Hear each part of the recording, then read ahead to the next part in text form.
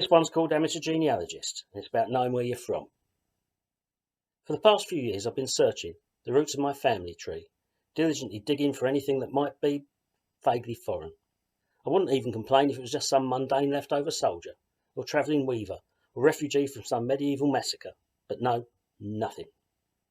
Even my DNA spits the stubbornly English phlegm of those purebred Englishmen, and going back through history it's all you can see, and despite half my family living in Kilburn since it was Mud Alley, there's not even any Irish in me. To be honest, it's gutting, because right now I'd do anything to find an escape route from this septic isle. Even a bit of Scottish or Welsh would be a welcome degree of separation. And instead I'm doomed to be the very thing that everybody claims to be looking for, the white English working class. Children of a green wedding, who neither sought nor gained your blessing, tenant farmers who farm the land where Grenfell now stands, displaced and dispossessed by canal and railway, some refugees themselves fleeing rural poverty for the shelter of a London rookery. Those carpenters, carters, posties, labourers, domestics, ironers, cab drivers, cleaners, railwaymen, horsekeepers, soldiers, and the odd convict, eking a living in canal-side slums and rat runs, helplessly watching as our children died.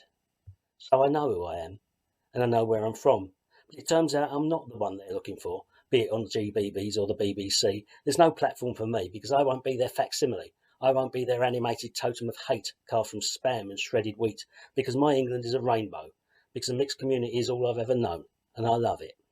All it's ever offered me is friendship, new stories, new ideas, new sounds, new tastes, new smells, new colours and new friends.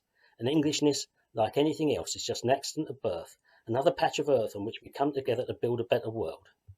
So you can call me woke if you want, but where I come from we call it manners. We call it looking out for your neighbours. We call it community. The very thing you tell me doesn't exist anymore in the ignorance of your non-dom patriotism. And I realise that for all my internationalism, I love this country more than you. I have more faith in its people, more love for my ancestors, and I owe it to them not to be running out when it's time to make a stand for what's right. So I've stopped looking for an escape.